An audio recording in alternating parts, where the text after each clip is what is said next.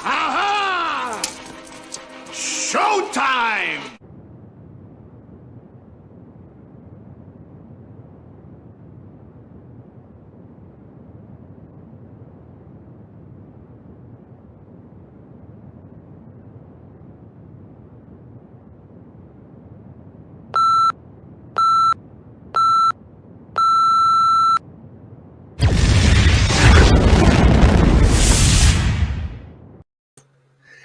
Ladies and gentlemen, boys and girls, degenerates of all ages, welcome to what I'm calling this evening Thrasher Thursday.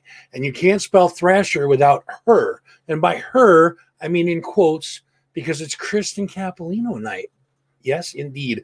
I have been looking forward to this for quite a while now. Cannot wait to get her in here to talk to her about music, life, whatever else we can throw at her. Probably just music and life, though. I mean, We'll see what happens. But good evening to you guys. There we go. We'll get that fired up and started. As you guys can see, we added new wall candy this week. A BC Rich Black Widow, I think it's called. It's got cool spider webs all over it and cool little spiders on the fretboard. So yeah, I did that. So finally, they're breaking this heat. Thank God.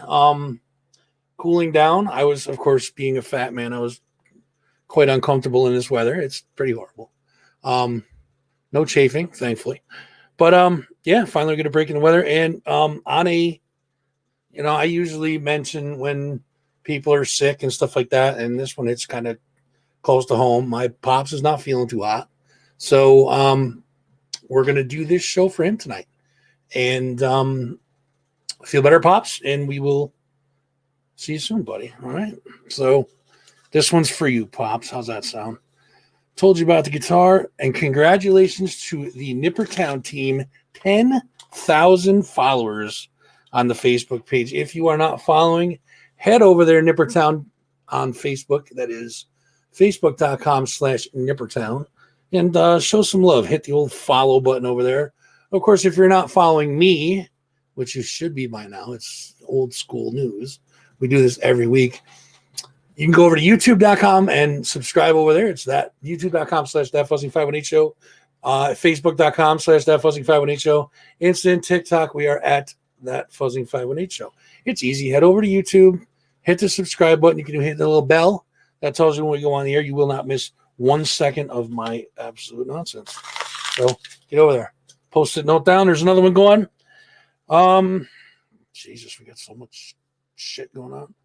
Capital Underground was their Monday episode this week was number 16. Flying through these things, Ralph is. So if you haven't checked it out already, nippertown.com, that is the hub.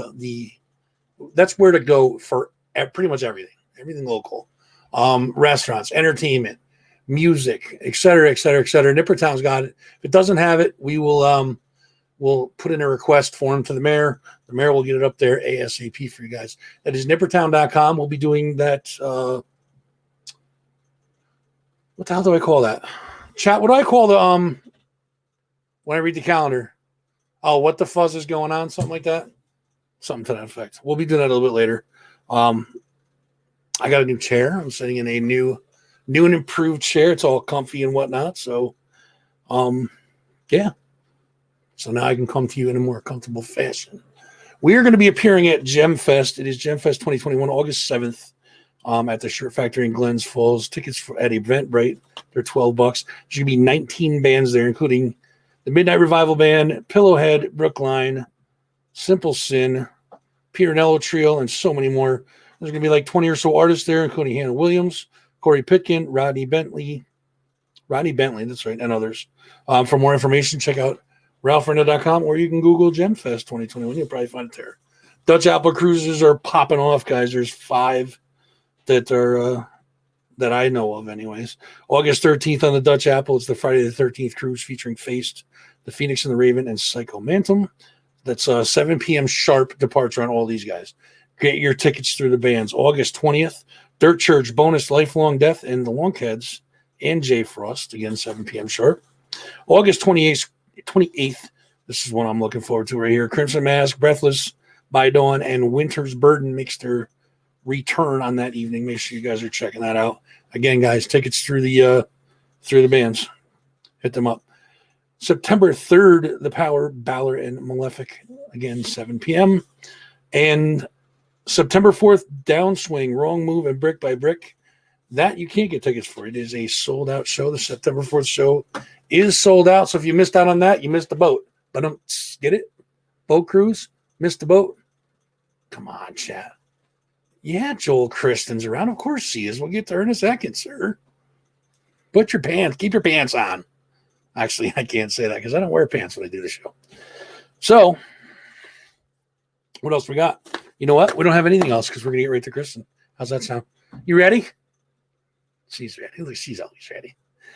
So we will, without further ado, bring in the Thursday thrash herself. Ladies and gentlemen, Kristen Capolino. Hey, darling. Hey, everybody. Welcome How to you guys the doing? show. Chat, say hello. Everybody be nice now. Everybody gotta be nice now. Everybody gotta be nice. It's Not good to too see nice. you guys. Thank Not you for too having me, nice. dear. Yeah, but it's my pleasure, believe me. Chat, don't be too nice, but be respectful and nice, okay? We don't want to lose our reputation. So how are you? It's I've been looking forward to this I've been chomping at the bit. You know, we talked the other day and I was like I was ready to do it right then and there, but we had to save some stuff for Oh yeah, I loved it. this, We jumped in, we were gabbing away, so we definitely absolutely. don't have trouble gabbing, do we? No, definitely not. No. But Jose yeah, I'm says doing great. hello. Hey, Jose, it's good to see you. And Hope all's Joel well. says, hey. Hey, I know Joel. How you doing, darling? It's good Joel's to see you awesome. as well. Yeah, he's a good guy. So you're good? Everything's okay? Everything's good with you? Oh yeah. Oddly enough, I'm missing the hot weather because I'm cold if it's like 75 or below. Well, that was the It's good explanation. swimming weather. It's the fat guy thing. You know what I mean? I'm a little on the portly side. I believe they call it husky. So you know, I just sweat in this hot weather. Oh Kevin yeah. Macamal says Kristen is an amazing guitarist, and that is for sure. Thank you very Johnny much, Morse Kevin. checking Hey, in to Johnny. say hello. It's good to see you, darling. Oh man, he's a good guy. I love Johnny. Yeah, I love Johnny. I've known him since I was like 13 or something like that. I was really young when I met him. Yeah. He's So a good guy. let's not screw around. Let's get right into this thing. How All right. long have you been doing what you do? Ooh, well, I started when I was around 5 years old. My dad got me hooked on Gary Moore. If it weren't for my dad and Gary Moore, I probably wouldn't have picked up the guitar. I remember back in the VHS days, in the days of the CDs, he and I would just listen to Gary Moore like constantly, and I'd watch his videos all the time. Michael Schenker was, of course, a huge influence as well. But I have to say, the first one was definitely Gary Moore. I remember I would just kind of watch his videos and try to play along with them. You know, I'd keep rewinding those parts, and like that one part that just drives you crazy, and you just keep going, trying to get it right. But and eventually you get it, and it feels real good, don't it? It's like, oh, that's what he's doing. Yep. Yep. So those were a couple of your influences. Now, what actually got you into music itself? Like, what made you want to be like the rocker that you are now? Well, I was around 9 when I started taking lessons. So that's when I started to get a little bit more serious about it. But even at a young age, I was pretty certain this is what I wanted to do. Bands and doing open mics, and I was around like 13 or so. And that was really fun. I played with the Upstart Blues Band a lot at the Hyde Park Brewery. That was always a blast. Pretty much every Wednesday, my parents would take me there, and we always had a lot of fun. And but then I started putting my own band together around 14, so about a year later, and that's when I started, doing shows with my own stuff. And my first album, I recorded that when I was 13, All That I Am. So that's when I would say 13 is probably when I really started to kind of push my own stuff. Yep. Was guitar your first instrument? Yes. Oh yeah. Yep.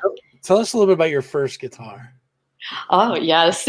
So my dad had a left-handed Gibson Flying V.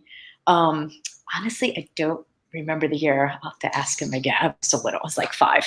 So he ended up having it rebuilt for me for a little right-handed guitar player. I still have it. It's had some miles on him. He's definitely had his battle scars, but no, I'll always keep him. And it's cool. He's like all black, beautiful rosewood fingerboard. And I'll always treasure that one. So that was my first guitar.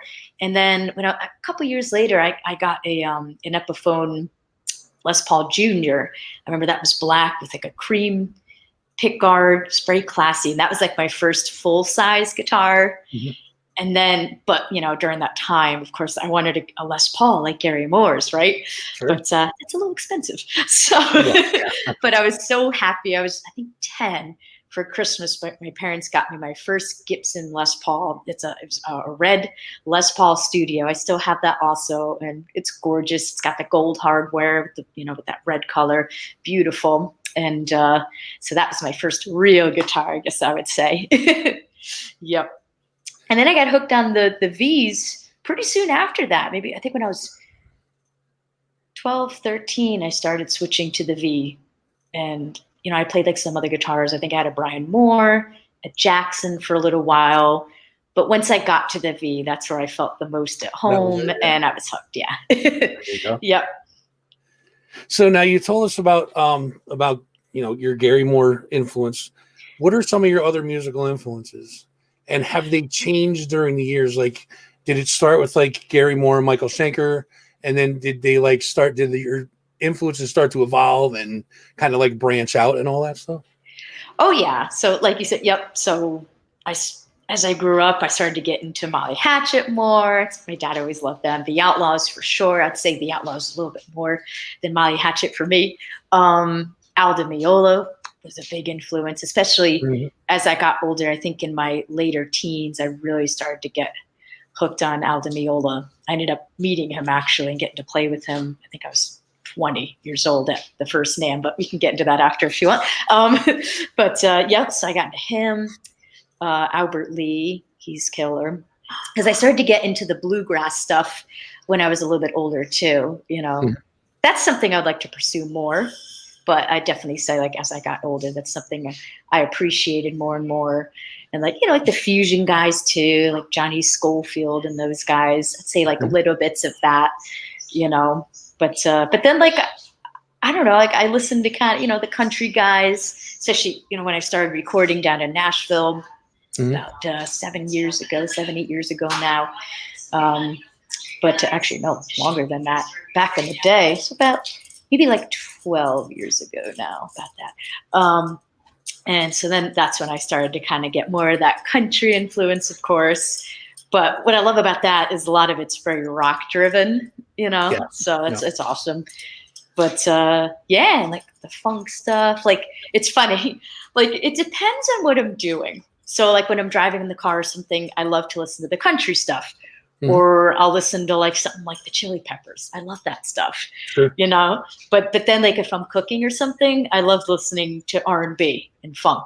I don't know. It just calms you down. It just feels good, Absolutely. So it's kind of funny. It's like when I'm doing normal stuff, I'm not always like listening to the heavy rock stuff all the time. I like a lot of different stuff.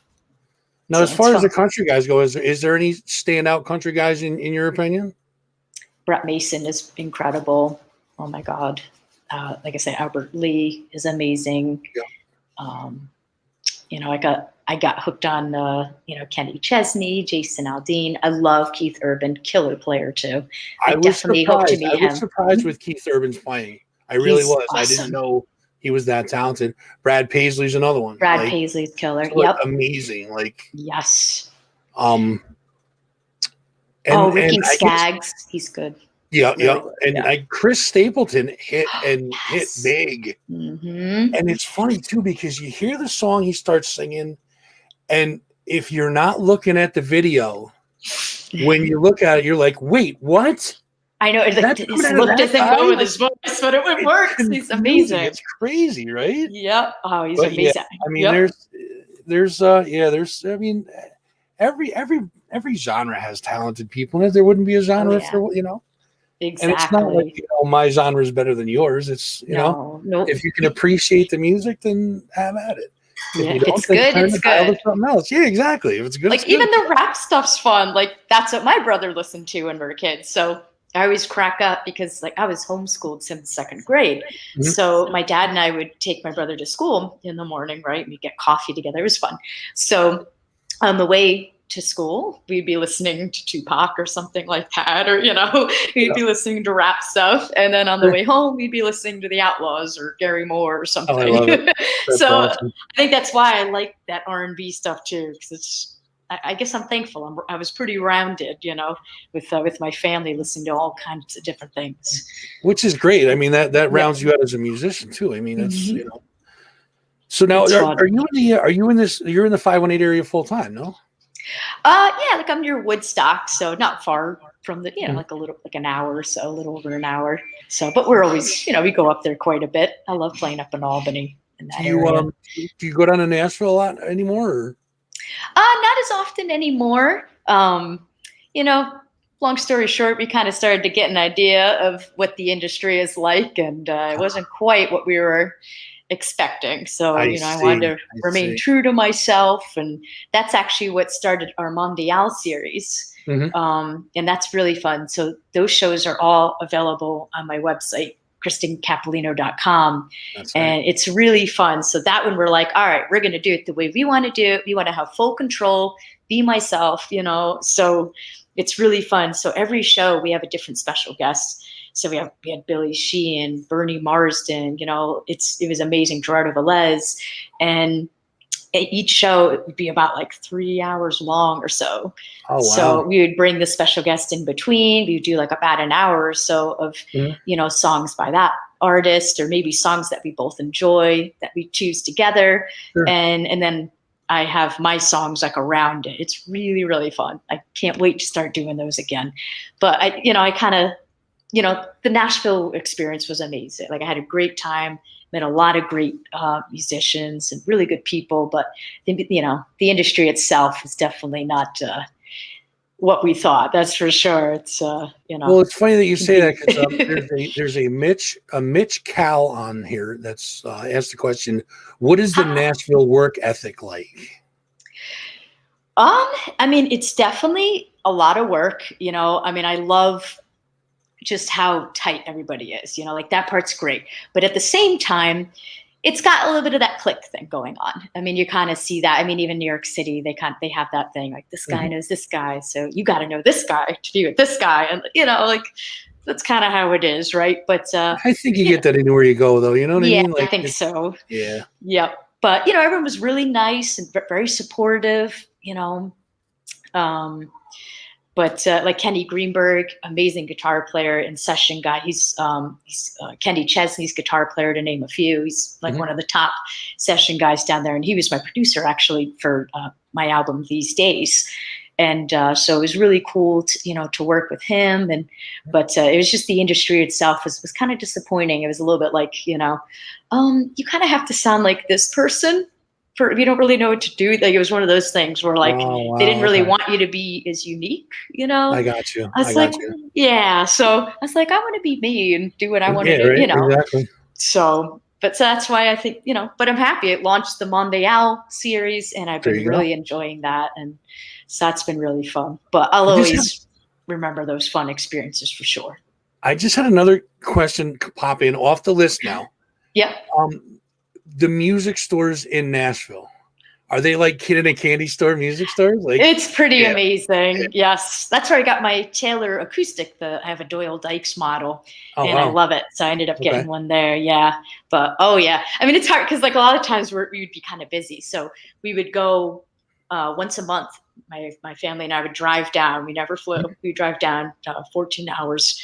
But we had a pretty good system. We'd pack our food, go down there. And there's this like really adorable cottage that we would stay at every time. And the people who owned it were really nice. It really was like a home away from home. But a lot of the times you'd just be so busy. Like I wouldn't really get to sightsee as much. My parents did, So like sometimes we would get to go to the music stores, but a lot of the times like we would get in there and we'd be like, okay, we're going to write on Monday. We're going to go to the studio on Tuesday. And if you're busy, do like a photo shoot on Wednesday or something, so because we'd only get that week, each month. Right. So it was usually pretty busy, but the couple of times I went to the stores, they weren't cheap though. No, definitely not. I think one of the big ones is called Carter's, right? Isn't that?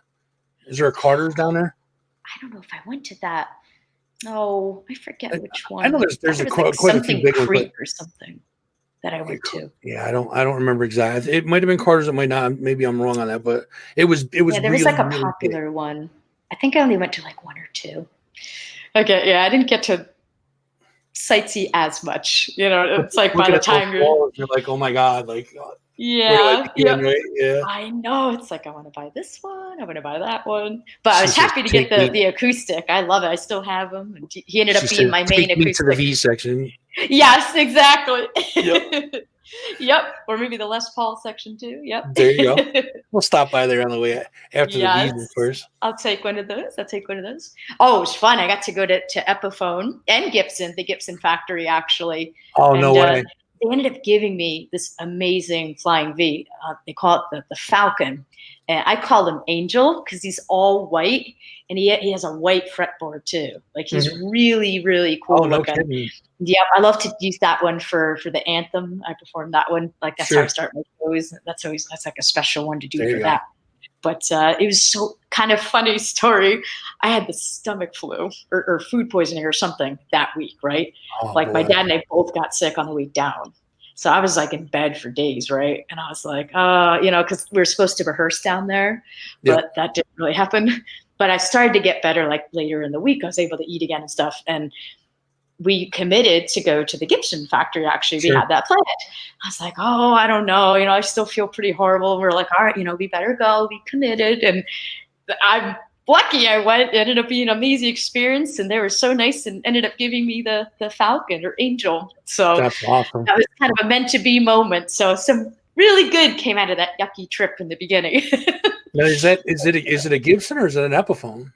That's a Gibson, but I got to go to Epiphone also, and I love them. They ended up giving me a beautiful Les Paul as well, and then they built me 3 custom flying Vs, which I play all the time.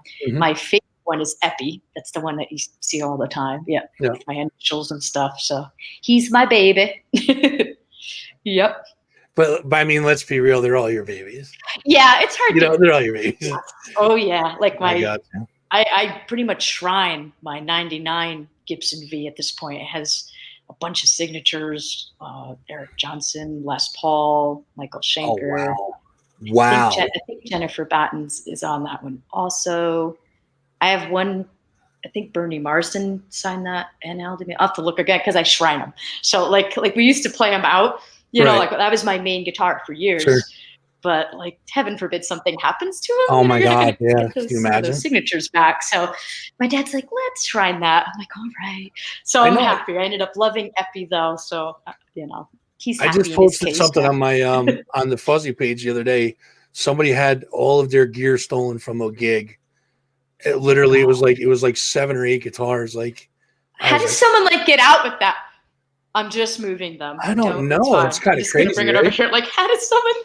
Knock on wood, no one's stolen it, but we've been worried about that happening with that one. But someone stole one of my coats once. I'm sure you got people watching out for your stuff too, Oh yeah, no, I'm thankful. Like my husband, my dad, But I did a gig at Bearsville Theater actually, and the one thing that was stolen actually was a jacket. A charity. I'm sorry, my mom. It was a charity. Yeah, it was a charity. So that's my mom talking. Yeah, it was actually a charity show at Bearsville, right in Woodstock here. Yeah. And I had this big black jacket with my logo on the back. Someone grabbed it. Somebody swiped it. Yeah. Wow. Of all the places. It's like, thanks. Unbelievable. Thanks yep. But knock on wood, nothing's been stolen. No guitars. Yeah, don't be stealing. I'll turn all my degenerates loose on you people. Don't be stealing Kristen's. No, please don't. Now, hands down, you are an absolutely amazing guitar player. Thank you, Dave. And I don't know if I don't know if a lot of people ask you this or not, but I'm going to go there. Okay. Does being a female guitar god, that's what I'm going to call you, is it intimidating to be in the quote unquote boys club, or are they intimidated by you? That's kind of a hard question. I guess so. I don't really notice it as much, but people around me have told me that they've gotten intimidated by me, I guess. I mean, I guess I feel like when I was younger, that seemed to be more of an issue. It was one of those things sometimes where it was like, hey, you play pretty good for a girl, like that kind of thing. And I was like, oh, come on. Like Jennifer Batten and I would joke around about that. We want to make design a shirt that says that. But, it's kind of funny. Like, I remember when I was young, it was kind of those things where sometimes I'd look at you and, it'd be like, you really? Like, you're this tall, whatever, But then it's like once you play, that usually goes away. Like the music will speak for itself. And that's the thing I love about music, it goes past the barriers, you know what I mean? Like it doesn't matter. So, I think when I was younger, that was more of an issue, but I'm thankful as I've gotten older, I'm thankful that I think I have earned the respect, of these guys. And I'm I'm grateful for that, Yeah. So, but yeah, especially I think the times have changed too, right? That's Like I true. think back Yeah. when I was like 10 years old, girls weren't really doing it that much. But I've Right. noticed as I've gotten older, it's like, oh my God, there's like an 8-year-old shredding it now. There's a Yeah. 5-year-old shredding it. Like they're getting Yeah. younger. They're It's like 3 years crazy. old Yeah. now, So I Yeah. think it's becoming more of a common thing. You know what I mean? And I think it's becoming more accepted, which is awesome. Like I That's was on the great. X Factor and just tons of killer female players on there, Mhm. and it's just so cool how I think that is becoming more accepted now, and it doesn't matter whatever you are, if you're the music will do the talking, and that's how it should be. There you go. Now, do you remember your first gig? Let's see. Well, I guess technically my first gig with my band, if that's Yep. okay. So that would be at the Chance. I think I was 14 at the Chance Theater in Poughkeepsie at New York. I don't know if anyone's not in New York. But oh, thank you, dear. But yeah, that was such a fun venue. I love that venue. It's definitely a special place. I'll always, lots of great memories there for sure. And that was one of my first shows there. And that was like the first time I had my own band there playing a real show on a real stage. And yeah, it was really fun. I remember back then I wasn't at the point really yet where I could sing and play at the same time though. So a lot of the time, like I'd have like a rhythm guitar player playing as I sang. Mhm. But I remember there was a show, oh boy, I can't remember. It was oh, I'm terrible with the name. It was like a theme park. I can't remember. It's like the one near the beach. Why am I forgetting it? I forget. Riverside? No. Rye Playland. Rye Playland. See, yeah, I was young at the He time. is Okay. so good. Well Yeah, done. that's my Thank mind. Yeah, you. I know. Yep, thank you. So Rye Playland, that was it. Yep. So I remember I had to do a show there, right? And my guitar player couldn't make it. And I had to try to learn these songs now, like to sing and play them. And Sure. we ended up being a trio, and that was kind of the baptism by fire thing. And that's when I started playing and singing at the same time. And then I started to kind of just build on that. But yeah, it was kind of a progression there. But Gotcha.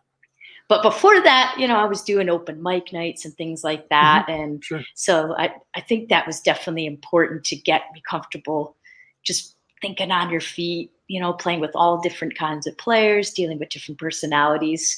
So Sure. like for people starting out, I think it's such a great thing to do. It's really, it's definitely fun. Now, you mentioned the Mondial sessions. Am I saying that correctly? Mondial. Yeah, Yep, it means okay. worldwide. Yep. I'll screw that up at least 10 more times. You'll keep correcting me. That'll be fine. That's all right. We are going to actually show the people what you do. And if they haven't seen it before, we're going to remove them from underneath the rock that they're under. And then we're going to show them what you do. This is one called Don't Believe a Word. Now, do you want to set this up first, or do you just want to let this thing fly? And well, this is a song that Gary Moore does. It's by Thin Lizzy originally, and Gary Moore does a really cool, like slow and a fast version, and that's an amazing song. So Bernie Marsden and I decided to do this together. So I hope you guys enjoy it. Don't go anywhere, guys. We'll be back with more of Kristen Capolino. Here's Don't Believe a Word from the Mondial. Mondial. Perfect. Yes. You have to have the accent. Yes. We'll be right back after this, guys.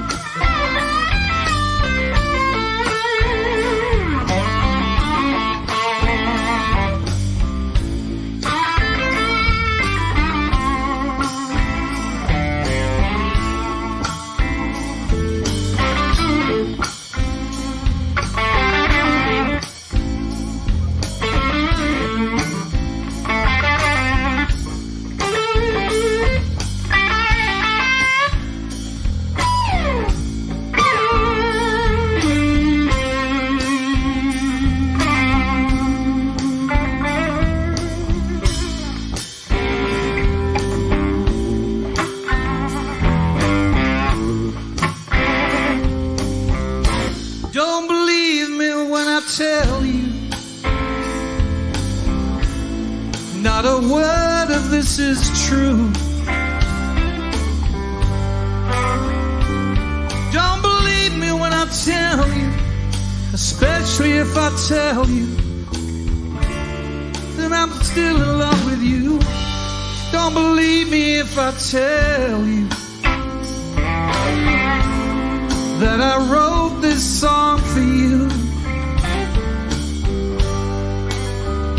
There must be some chance, some kind of pretty girl. You know I think I'm singing this tune. Don't believe a word.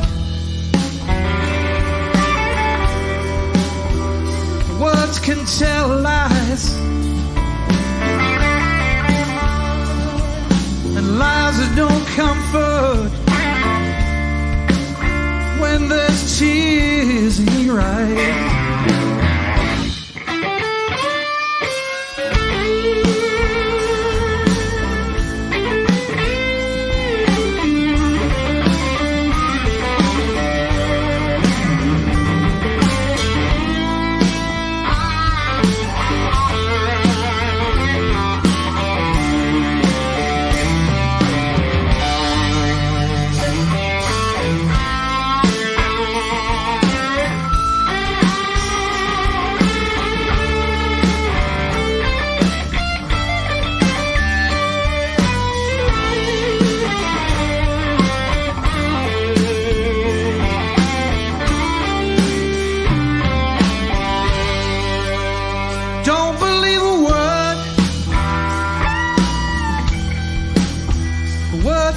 Tell lies,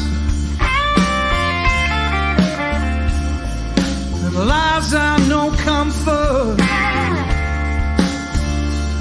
when there's tears in your eyes.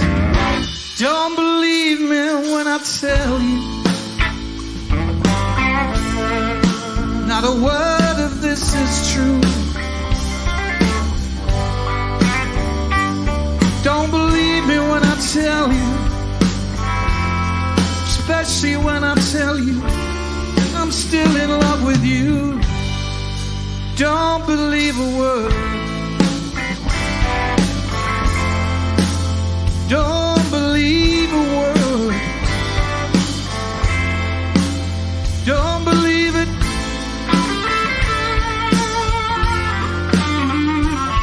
Don't believe a word.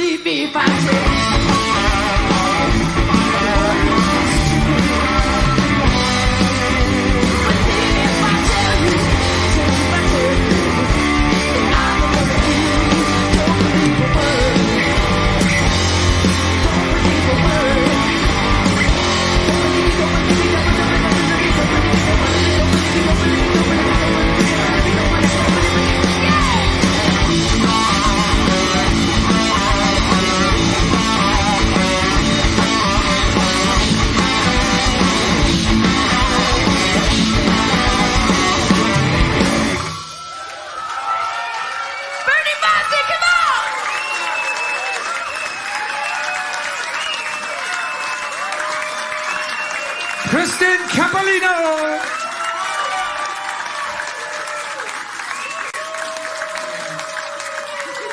Thank you very much. Thank you.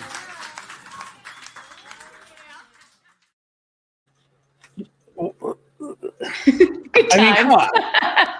Come on. It's that was so much fun.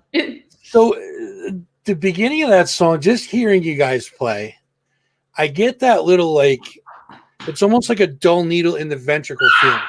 That's how you know you're talking like you got some good blues going on. And then you guys just rip it and let loose, and that's amazing. Now, a couple things. Okay. Is it weird watching yourself on stage?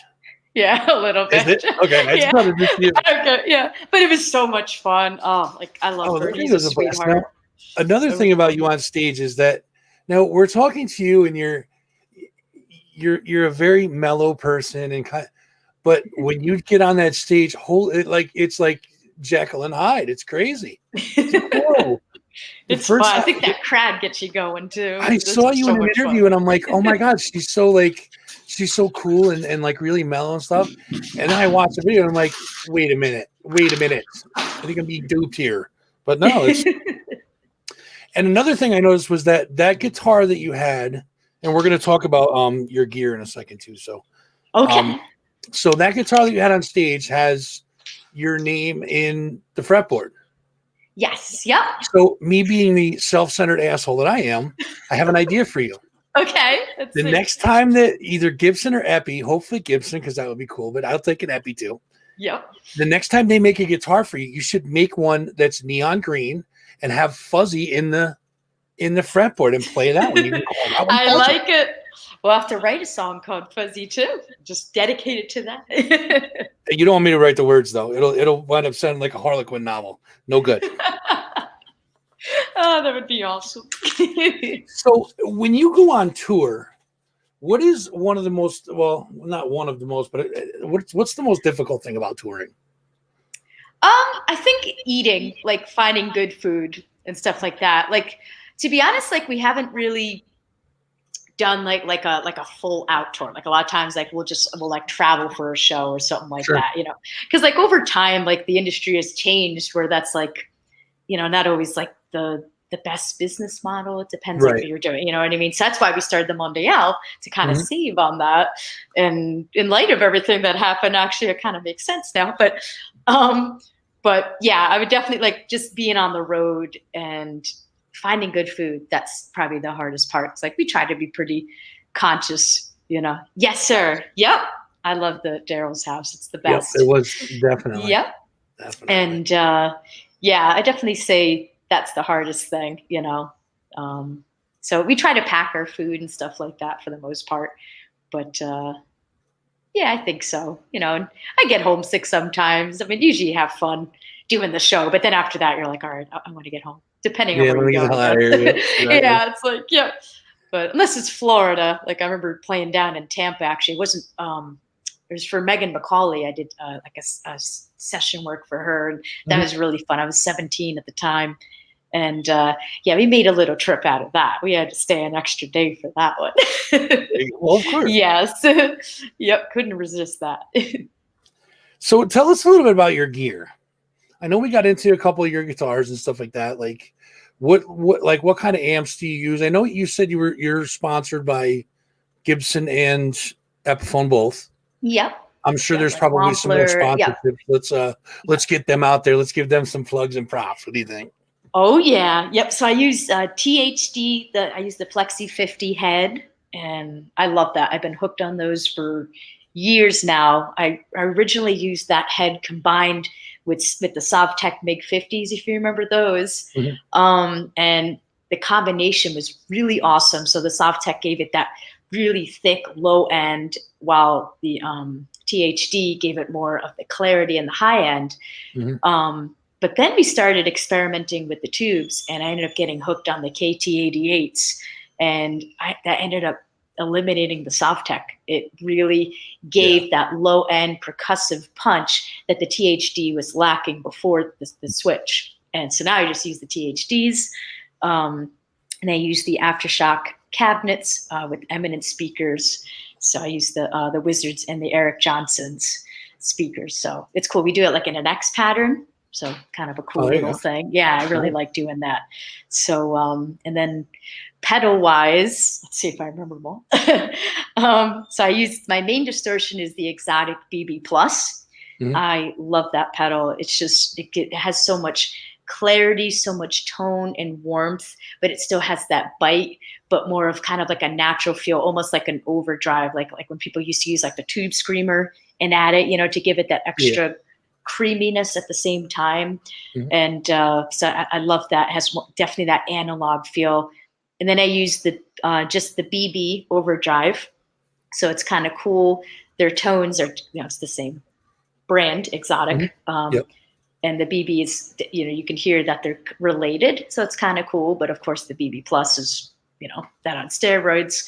Right. And then I use the, well, it's called True Tone now, but back then it was called Visual Sound. I use their H2O delay pedal. And it's really cool because it's like two pedals in one. So it has like a really nice delay. It can go really long, and it has this like a very nice analog feel to it, which I like. And then it has like a really cool chorus effect with this lush setting. So it definitely does give it more of a watery kind of feel, hence the name. Nice. Yeah. Yeah. And Earl Slick got me hooked on that, actually. He showed me his when we did my album together, Burning Sky. And I was like, oh, okay, I need one of those. And then I used the Micro Pog by Electro Harmonics, the Wampler Triple Rec, love that. That and the BB Plus have been like my main distortion pedals for years, like those two especially. I love those two. And then I use the Hall of Fame by TC Electronic. It's a great reverb. It's kind of fun to use the reverb and the delay together, like when you want something kind of trippy and weird. So I really like the way those marry together. There's so many settings on that pedal. I haven't even really explored that thing yet. Like I kind of like found something I like, and I'm like, ooh, maybe I should try that, you know, the plate or whatever, the Hall. But like I kind of just, it's like once I like something, I kind of get hooked on it. I don't know. Sure, absolutely. I don't know. Yeah, but and then I use the Empress Tremolo pedal. I've had that for a long time, actually. I got that in the city, actually, when I was 17. I remember I bought that as a little treat during that session, actually, when I was working with Megan McCauley. We actually needed a tremolo, so that worked. And yeah, and I use the Shure Wireless. Oh, I'm terrible. I forget the model now. It's terrible, but I love it. It's killer. I've been using it for years. Oh, and then I use the Diodario tuner, actually. So that's like really nice too. Very, very accurate, nice and bright. You can definitely see it in the daylight, which is important. Yeah. For some reason I break tuners a lot. I don't know why. Like I had one of those really cool Petersons. Yeah. The Strobo Stomp 2. Like I wanted one so badly. Yeah. We got one and it broke like after the first show. Like the whole screen turned white, and yeah, it's so pretty. It was just really fancy and cool. So maybe I'll get one at some point again. There you go. But because like that thing is so heavy, you could like take someone out with it if you need to. I don't know. Like that was like, whoa, that thing's just heavy. Just in case you have to take somebody out with a tuner, that's the one you want to go. Yep. But yeah, I don't think I'm leaving anything. Oh, and I use the the Road Rage. Gosh, I hope that's still the same one.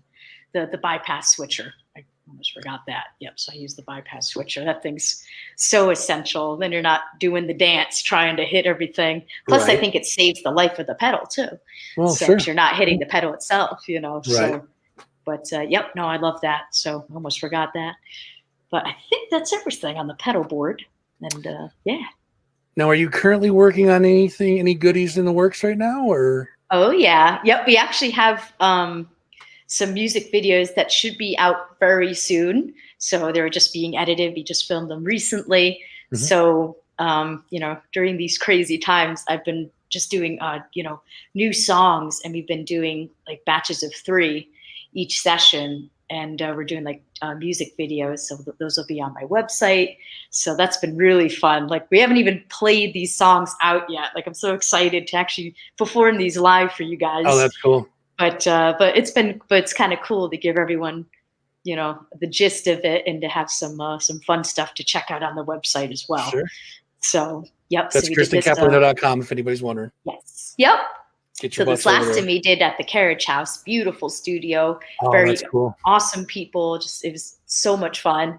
And then of course we do it at Daryl's house too. So that's what those two venues, have been awesome. So we're excited. When did you first start working on these? Was this like a pandemic thing going on? Yeah. Yep. Last year I said, yeah, like it was kind of funny. I started co-writing and with a good friend of mine, Rick Augusta, killer player and awesome songwriter as well.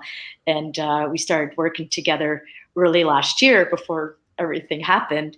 And it's kind of funny. We did this one song called Sometimes because, during the winter, I just kind of feel down. Like I hate the cold weather. Like I'm a summer girl. Like if I could live somewhere where, I'd love to live somewhere where I could just wear shorts and a t-shirt all the time, Right. So especially playing wise, it's just not fun playing in the cold really. So I was feeling kind of down. So we came up with the song called Sometimes, and it's kind of like a fun R&B kind of thing. It's on my website actually.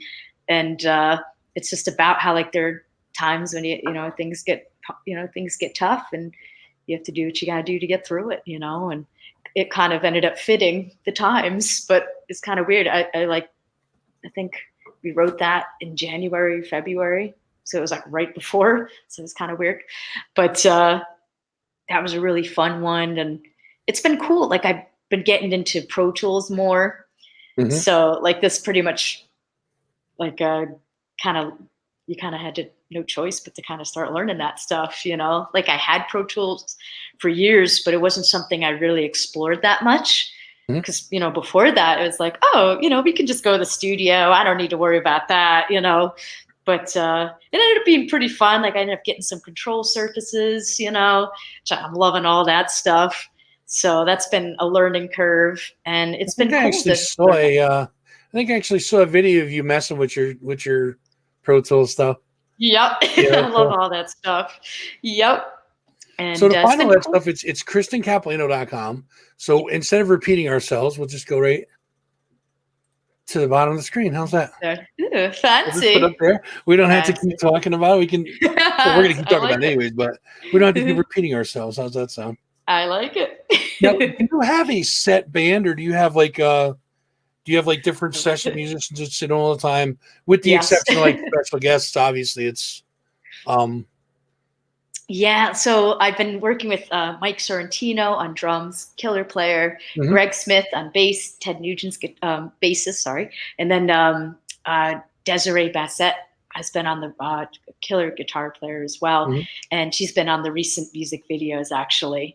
So, but it's kind of getting tough because right now, like we want to book shows, but now everyone's getting busy. So that's been kind of the challenge, just getting everyone's schedules to line up, But I love that group. Like I've had some really killer guys, like definitely the session guy thing. That's what we've been doing these last couple of years, and we've been loving it. Yeah, just like we'll send the material out. We'll do one rehearsal, like the day or two before the show. That's it, and ready to go. It's like 4 hours, 5 hours. That's ready great. to go. It's, wow.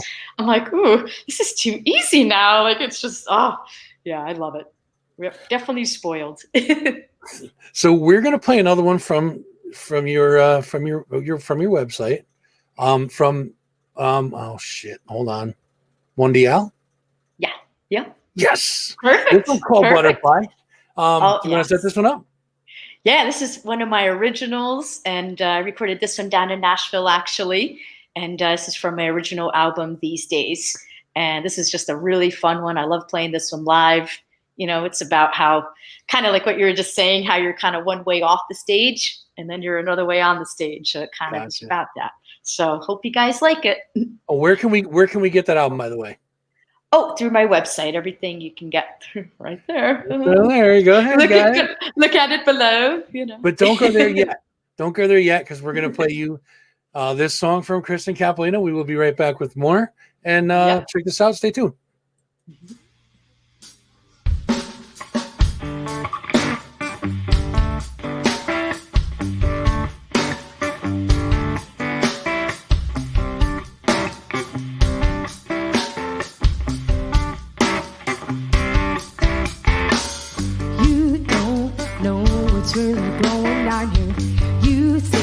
just an ordinary girl.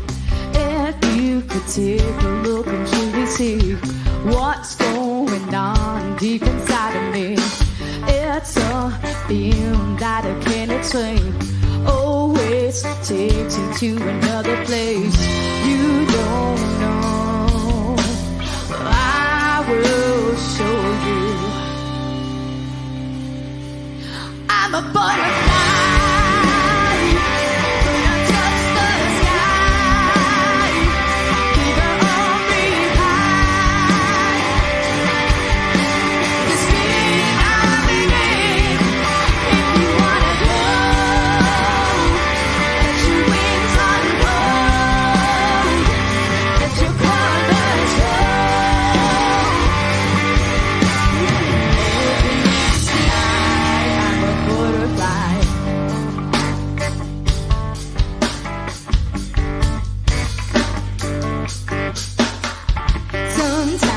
Words are not enough to say.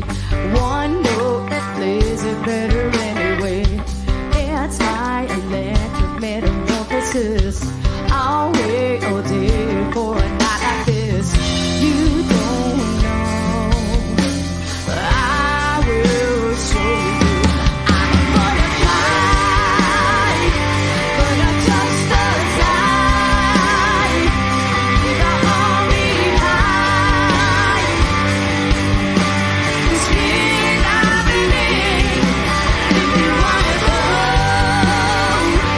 Let your wings unfold.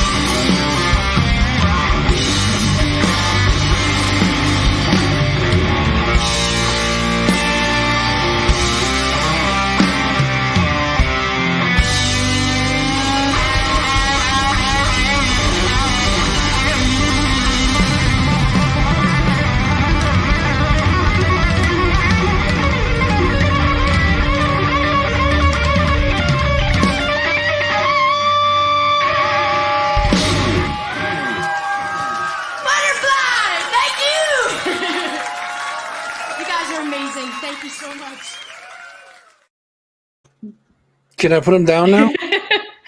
You're too cute.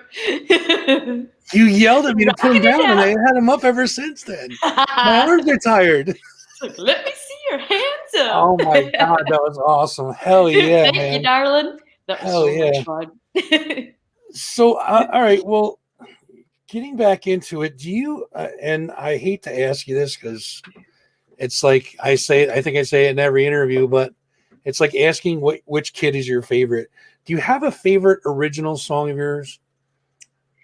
Or if you don't have a favorite, how about one that has a little bit more meaning than the others? How's that? I don't know. I definitely say, yeah, Butterfly's a special one because that's definitely, it shows that kind of, that transformation. Like it's just kind of a cool thing that you can relate to where you're like, it kind of, your personality just comes through, I guess. Right. And it kind of takes you on a journey. But there's a new one that actually it's on my website also. It's called Liar. And that's a really fun one doing that live. Yep. Yeah. It's kind of, I'm sure a lot of musicians can say, right? They had their tough relationship times. So that's kind of what that one's about, but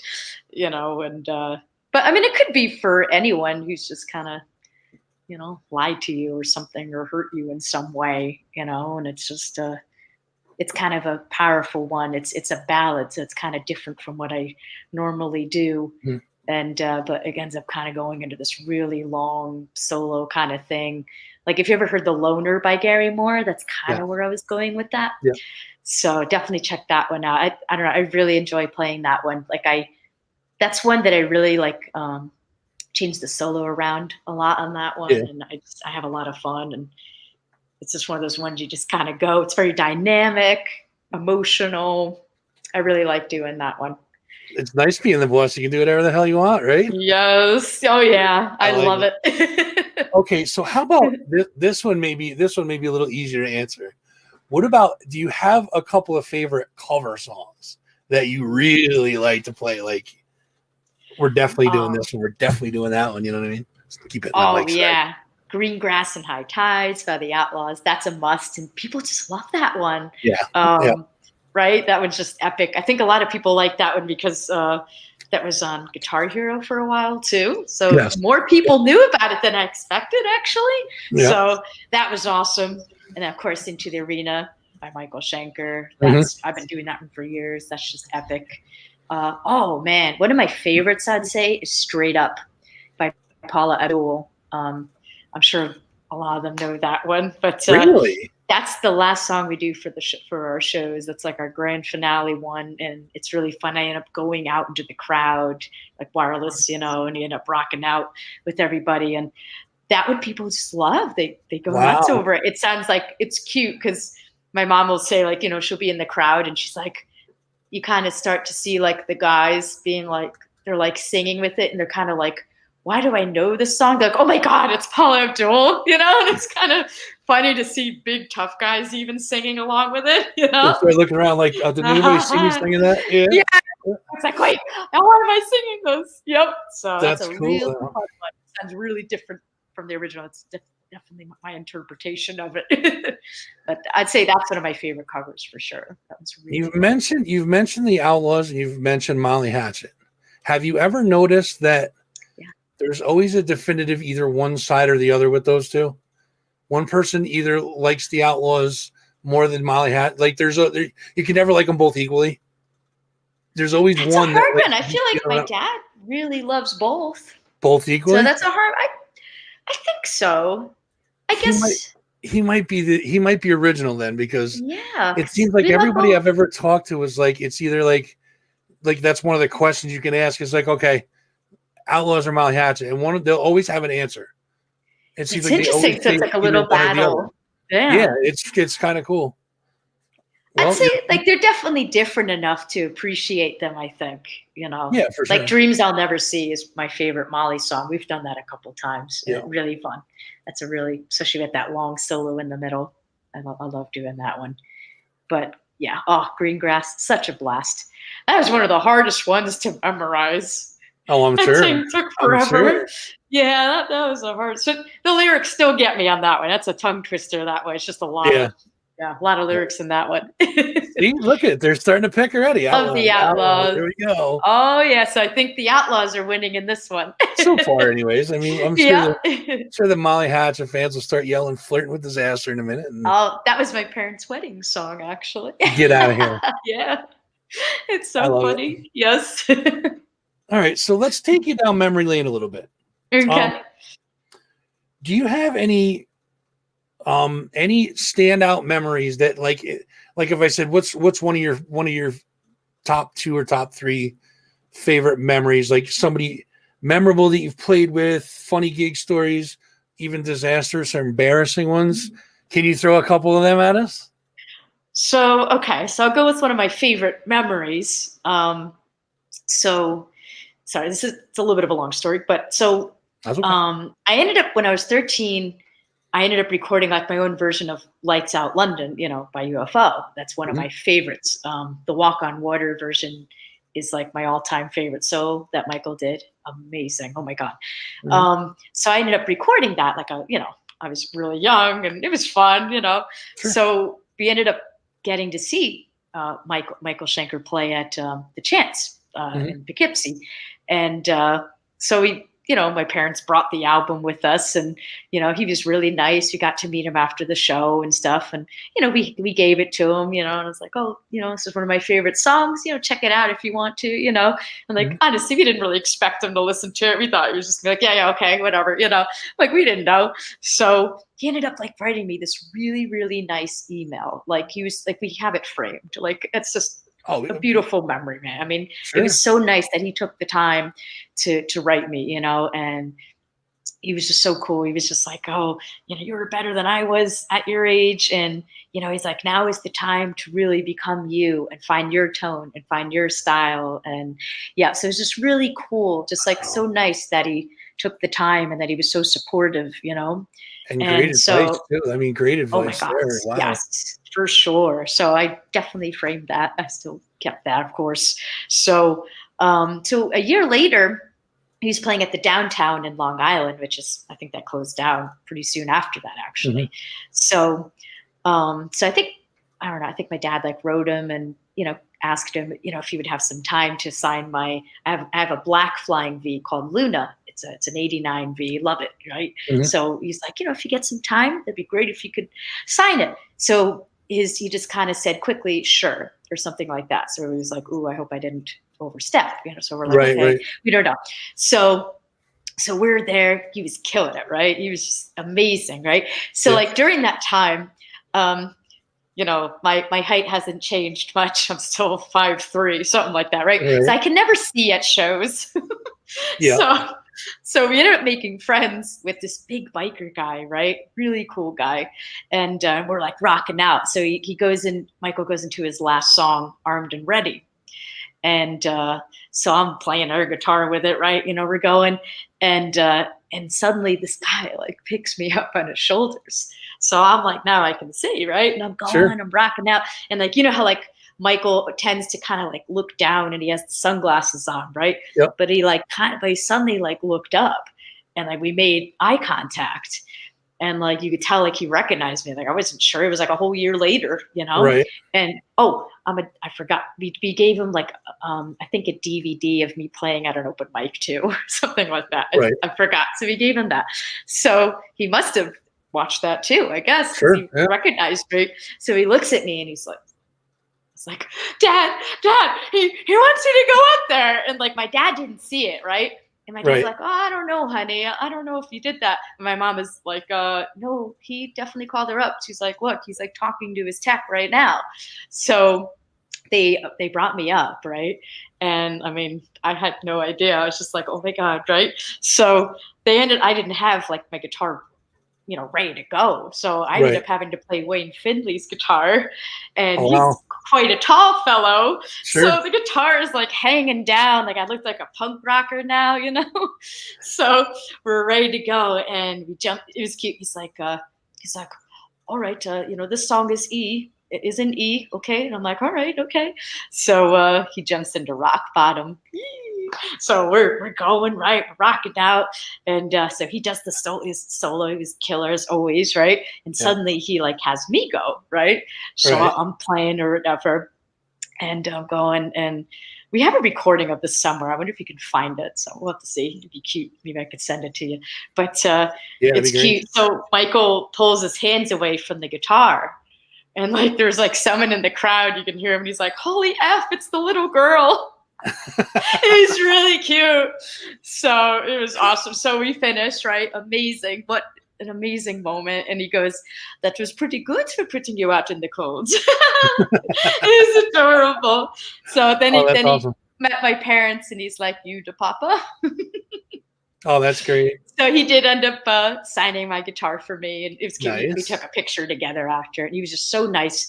So I ended up opening for him a couple years later again, and he still remembered me. We didn't play together again. I was hoping, but he still, I got to open for him, which was an honor. And sure, yeah, we got to go on the bus with him after, and he's like, "How you doing? Still developing and stuff, or, still progressing." And nice. So it was really cute that he remembered me. It was really nice, and that was years later. So that was definitely one of my favorite moments for sure. That's great. Let's see, one of the busted moments. I'm thankful that we haven't had too many weird ones, but one funny one, my husband and I were laughing about this one. A couple years ago, we opened for Talus. No, they remembered at you Jupiter. at NAMM. Which one? Hit 3 guitarists at NAMM. After that happened, they remembered you at NAMM. Yeah, that was cute. I got to see Michael, and that's where I met Leslie West.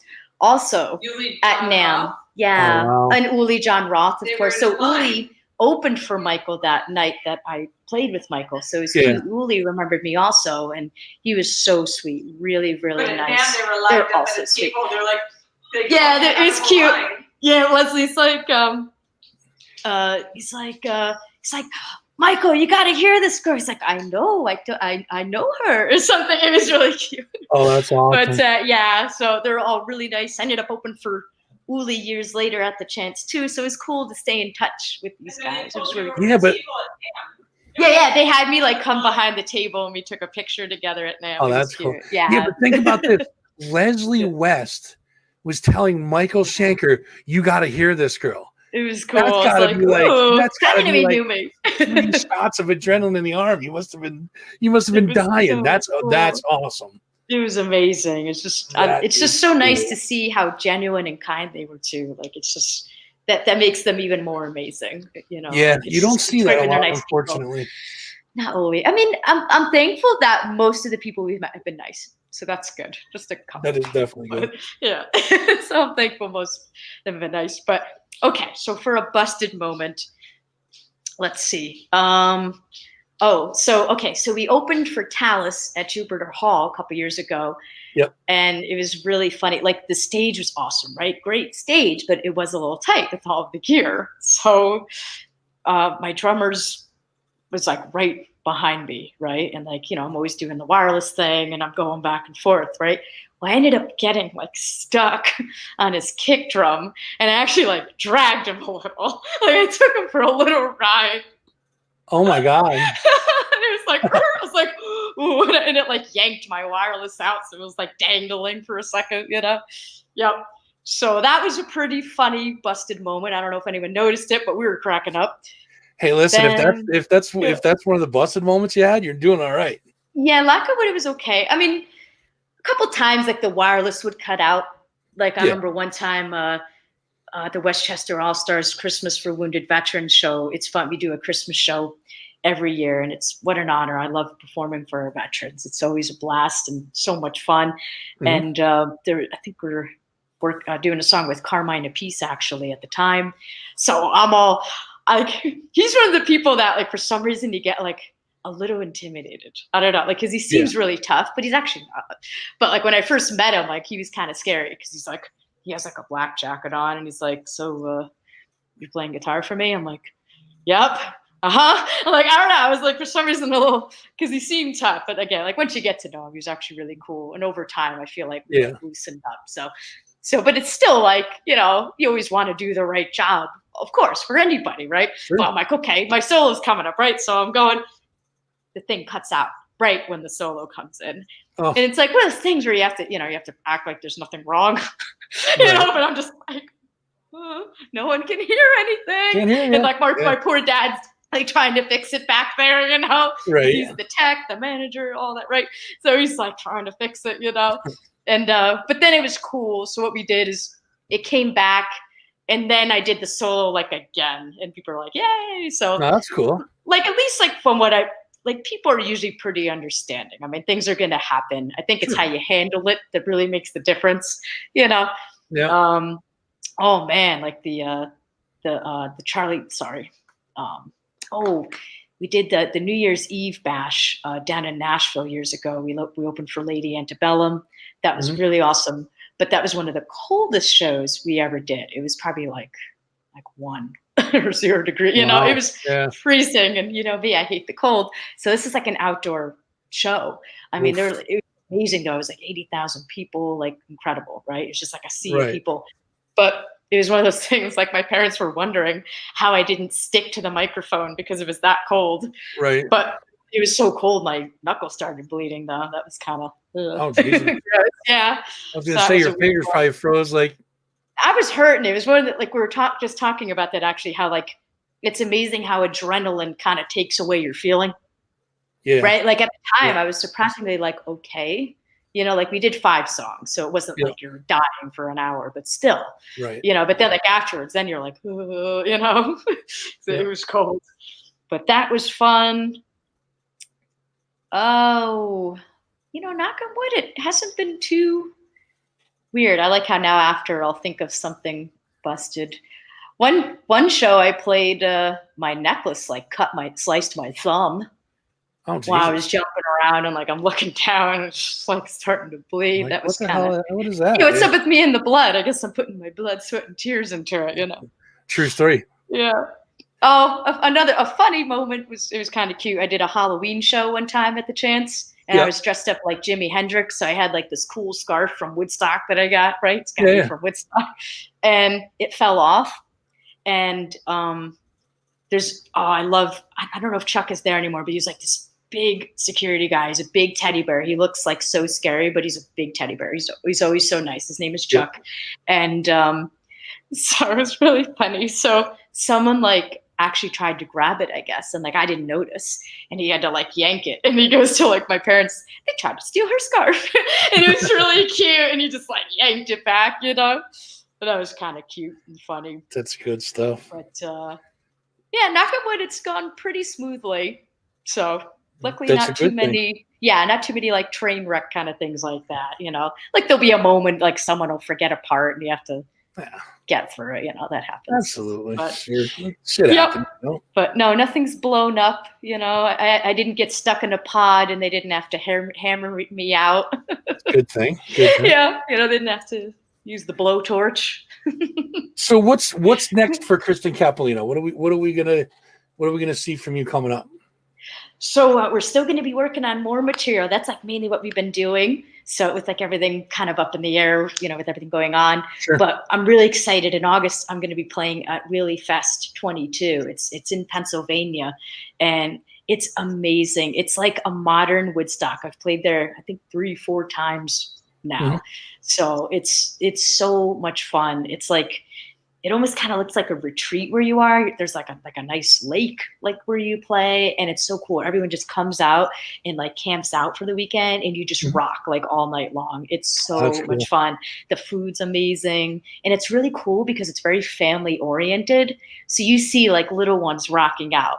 And it's just a really beautiful thing to see, like to see the next generation getting into this and just loving it and jumping and having fun. And that's definitely one of my favorite shows to do. So it's been a couple years, so I'm dying to get back there. I can't wait. I'll bet. So actually this Saturday I'm going down there. They do like kind of like an acoustic revival thing, they call it. And and it's going to be like a loose jam. I'm going to be doing that with Static in the Attic. They're awesome band. They're killer. Yeah. And they're so nice. They're having me sit in with them. So, nice. So I'm going to be jamming with them on Saturday, and then we're going to be doing the show together, I think on the 14th of August, if it's correct. I'm horrible with the dates, but I believe I'll confirm that. There you go. Yep. But so it's, it's been a little tough. Like I said, just kind of, I love the guys that I work with. They're killer, but having guys like that, they're always on demand. So, Right. Yeah, so it's just been exactly. a little tough getting now with everyone starting to get busy again. It's just been a little bit of a challenge lining up the schedules and getting Sure. that to work, but we'll get it. We'll figure it out. That's So right. I can't wait to set up more things, pretty soon. So we will definitely let you guys know. Yeah, for sure. Please do. So I Yeah. have one more question for you, and then I'm Okay. going to turn it over to you and let you do your thing. My last question to you is, if you were talking to a younger version of you, as in like now you're Michael Shanker and you're talking to young Kristen, what advice would you give yourself in regards to music? I would definitely say be yourself, do what you want to do, listen to your heart, don't just kind of let others tell you what to do. I feel like when I was younger, I kind of did that a little too much. I wasn't as confident in, my instincts as I am now, I think, which I think is kind of normal when you're young.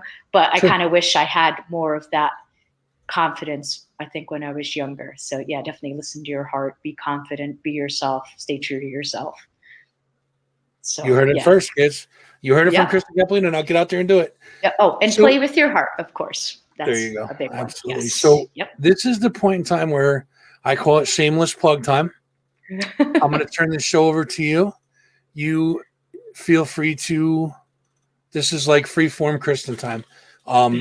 Shout out anybody you want, thank anybody you want, plug any gigs you want, plug whatever you want to do. There's no time limit. Take it away, Kristen. Well, first, I want to thank you so much for having me. It was just such a pleasure to do this. And it's just so easy to chat with you. I love getting to gab with you and have fun. And it's always a pleasure to meet kind people in the journey of music.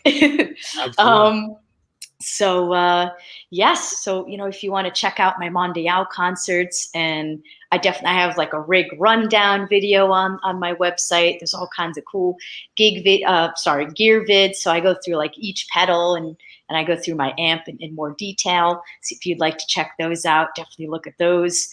My merch is available on there. I actually sell tea, drinking tea. So if you guys are tea drinkers, definitely check that out. That's also available on my website. And stay tuned for some new merch. We're working on that. And also I'm a fragrance reviewer as well. So definitely check out my fragrance review channel. It's called Kristen Rocks Frags. So I've noticed that the passion of music and fragrances really tie in together. So definitely take a look at that if you enjoy fragrances like I do. I like it. And I also have Instagram, Kristen Capolino, Telegram, Kristen Capolino. I'm silly. So my husband and I actually own a fragrance decant company called perfume.com. It's perfuum.com.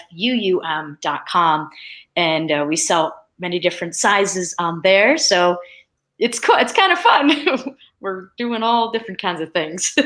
So definitely check that out if you're interested in sampling fragrances. And then, stay tuned for more shows. Like I said, definitely come on down to, it's in Roland, Pennsylvania. Definitely come to Wheelie Fest 22. And it's just, what a fun show. You guys are going to love it. It's just nice to meet such kind and genuine people who share this passion of music.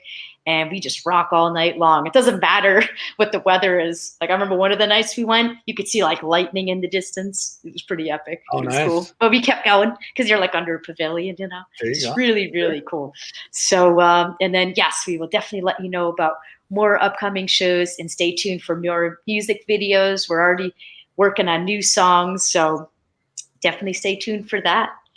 So I think that's it for now. Watch, I'll forget something. Everything Kristen Capolino is right there. I'm pointing right to it right now. It's going that way. No, it's going that way.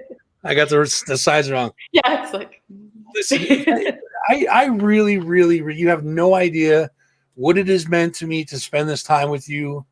I am absolutely just without words for what this means to me. I definitely appreciate you stopping in and saying hello. And now I'm going to tell you the same thing I tell everybody else. Now that you have been on the show, you are an honorary degenerate, and the degenerate thing is in a good way. Our degenerates are good. Our degenerates are so anytime you have anything to plug, if you want to come on and bitch about something, if you want to come on and just hang out and talk for a little while, you are welcome. Absolutely anytime. Send me a message and thank you. You'll be right on. I'd love to do this again. Such a pleasure. For sure. Ladies and gentlemen, we have Kristen Capolino here. All of the stuff you want to find is right down there, KristenCapolino.com. Check out her Facebook, Instagram, Twitter. All of those are Kristen Capolino. KristenCapolino.com is where the merch is at. And I will say we're gonna play another song to play you out. Yes. And this one is with there's a superstar in there. And her name is Kristen Capolino, but there's also the dude. His name is Billy Sheehan, but this is one called Oblivion. We're gonna play that one on the way out. So I'm gonna leave by saying this. Now, a lot of people ask me, do I think rock and roll is dead? When I ask that question again, I am going to play them a Kristen Capolino song, and I'm going to say with an emphatic fuck no, it is not dead. This song's actually by the Winery Dog, so this is a Billy Sheehan song. But what an honor it was to play on it. This is probably one of the hardest songs to play. It's fun. If anybody ever asks me if rock and roll is dead, I'm going to play one of your songs, and I'm going to say, "F no, it is not. Absolutely not." So again, I appreciate it. Again, anytime you want to come on, you're more than welcome. I would love to. Thank you so much for joining us, guys. It's so great to see you all, and I really appreciate your taking the time to have fun with us. So I can't wait to do it again. Definitely our pleasure. Here is Oblivion. Everybody wave bye. Kristen Capolino, ladies and gentlemen. Take care. Love you guys. Thank you.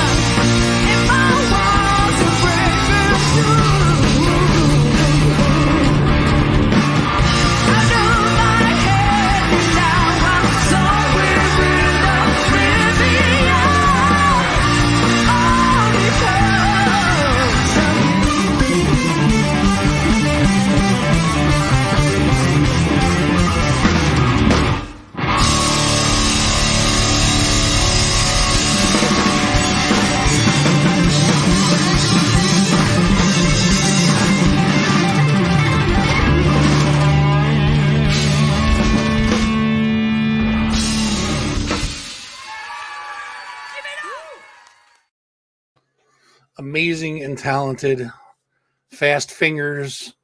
I mean, and that Billy Sheehan kid's pretty good too. You know what I'm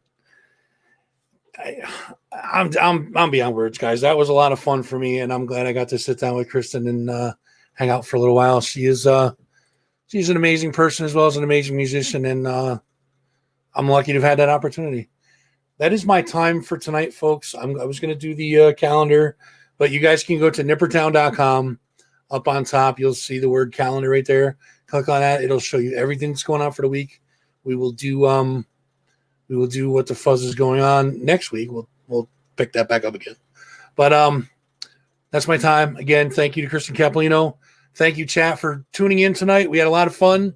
And next week, 7 p.m. Thursday. See, I'm getting my times right. Again. Thursday, 7 p.m. We'll be back on for another week of fun and festivities and frolicking. And if I say another F word, you know what it's going to be. So with that, I'll let you guys go.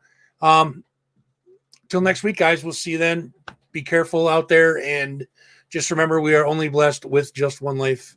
Make sure you make the most of it. Watch out for each other. Watch out for yourselves. And be safe out there. Good night.